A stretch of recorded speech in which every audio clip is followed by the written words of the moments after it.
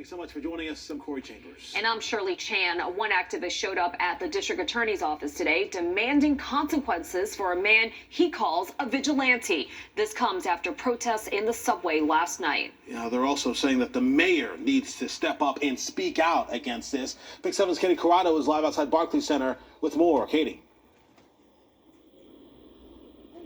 Corey, Shirley, good evening to you both. There were dozens of protesters here who are demanding justice for Jordan Neely. They say that point blank, there needs to be an arrest in this case and that anything short of that is a major injustice. Civil disobedience. That's right. Whatever we gotta do, take it to the streets. We just want basic due process, basic justice, and black people need to be treated like the American citizens they are. Protesters amplifying their calls for an arrest in the chokehold death of 30-year-old former Subway performer Jordan Neely. Cell phone video shows a 24-year-old man, reportedly a former Marine, choking Neely to death on an F train Monday. He was brought in for questioning and released. To me, that's worse than the George Floyd thing. You just let this man choke this man out and go home? Like, what is this?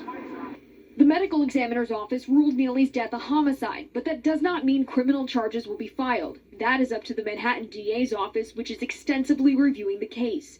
Police sources say Neely had 40 prior arrests and was acting erratically on the train, yelling for food and shelter in the middle of a mental health episode.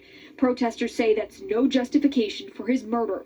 What the city is telling me, that if I have a mental condition, that's going to be my death sentence.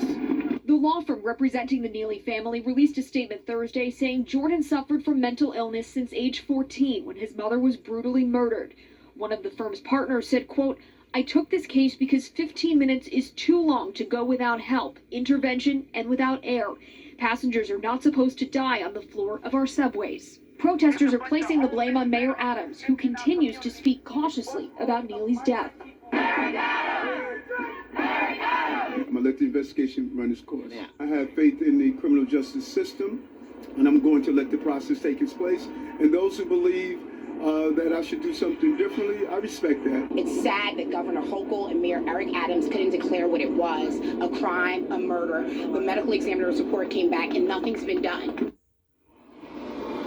The BLM of Greater New York says that it continues to protest, will continue to protest. The examiner's report came back and nothing's been done. The BLM of Greater New York says that it continues to protest, will continue to protest Neely's death and to expect some form of civil disobedience tomorrow.